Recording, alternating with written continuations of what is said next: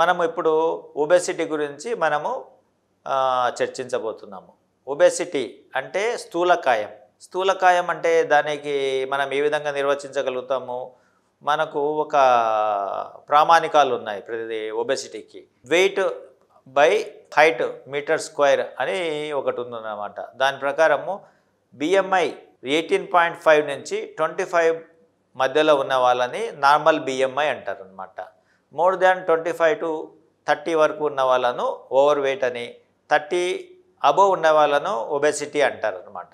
దీంట్లో ఒబెసిటీని కూడా class 1, class 2, class 3 అని 3 రకాలుగా క్లాసిఫై చేస్తున్నారు. ఒబెసిటీ అనేది ఒక డిస్ఫిగర్మెంట్ కాదు. అంటే ఒక మనము శరీరంలా ఉండడం అనేది ఒక విధమైన ఆకృతి సరిగా లేదనో అనుకోవడం కాదు. ఒబెసిటీ అనేది స్థూలకాయం అనేది ఒక వ్యాధి. అది ప్రజలందరూ గుర్తించాలి.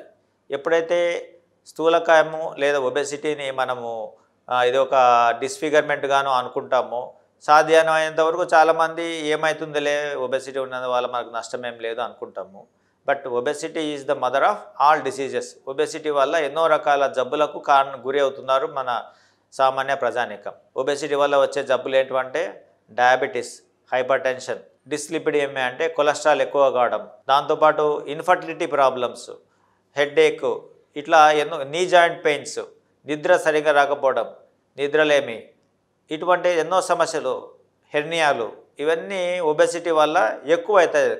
నార్మల్ వెయిట్ ఉన్న ప్రజానికం కంటే ఒబెసిటీ ఉన్న వాళ్ళలో ఇటువంటి జబ్బులు ఎక్కువ శాతం మనం చూస్తాం. సో ఒబెసిటీని ఒక వ్యాధిలాగా గుర్తించి దానిని మనం ట్రీట్మెంట్ తీసుకోవాల్సిన అవసరం ఉన్నది. సో ఒబెసిటీని ఎట్లా మనము నివారిద్దాము అంటారు. ఫస్ట్ ఒబెసిటీని మీన్స్ నివారించడం చాలా ముఖ్యమైన పని. అది ఎక్కడి నుంచి స్టార్ట్ అవుతుందంటే స్కూల్ నుంచే స్టార్ట్ అవుతుంది. ఎవరైతే నార్మల్ వెయిట్ కంటే ఎక్కువ ఉన్నారో వాళ్ళను స్కూల్లోనే గుర్తించి స్కూళ్ళల్లోనే వాళ్ళకు సపరేట్ కార్యక్రమాలు స్టార్ట్ చేసి వాళ్ళకు డైట్ హ్యాబిట్స్ను ఇంప్రూవ్మెంట్ చేసి వాళ్ళకు సపరేట్గా ఫిజికల్ యాక్టివిటీ ఇంప్రూవ్ చేసి వాళ్ళను ఆ వయసు పెరిగే కొద్దీ వాళ్ళు నార్మల్ వెయిట్కి వచ్చే విధంగా ప్లాన్ చేసుకోవడం ఒకటి. తర్వాత ఒబెసిటీ ఉన్న వాళ్ళకు ట్రీట్మెంట్ ఆప్షన్స్ చాలా ఉన్నాయి. ఫర్ ఎగ్జాంపుల్ మనం అనుకున్నట్టు 25 BMI to 30 BMI ఉన్న వాళ్ళను ఓవర్ వెయిట్ అంటాం. ఇటువంటి వాళ్ళలో ఒబెసిటీతో పాటు వాళ్ళకున్న అదర్ కాంప్లికేషన్స్ అంటే కన్నా ఓవర్ వెయిట్ వల్ల నీ జాయింట్ పెయిన్స్ ఉంటాయి.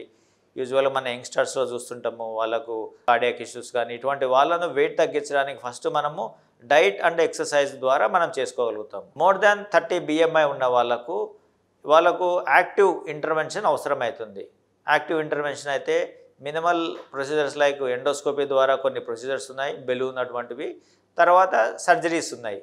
సర్జరీస్ ఎన్నో రకాల surgeries depends on their body, వాళ్ళకున్న కాంపోజిషన్ ఆఫ్ డిసీజెస్. అంటే ఒబెసిటీతో పాటు వాళ్ళకు డయాబెటీస్, హైపర్ టెన్షను, తర్వాత వాళ్ళకు హెర్నియాస్ ఏమైనా ప్రాబ్లం ఉన్నాయా, దాంట్లో ప్రకారము ఒక్కొక్క పేషెంట్ యొక్క బాడీ స్ట్రక్చర్ని బట్టి వాళ్ళకున్న డిసీజులను బట్టి మనము వేరే వేరే రకాలైన ట్రీట్మెంట్ ఆప్షన్స్ను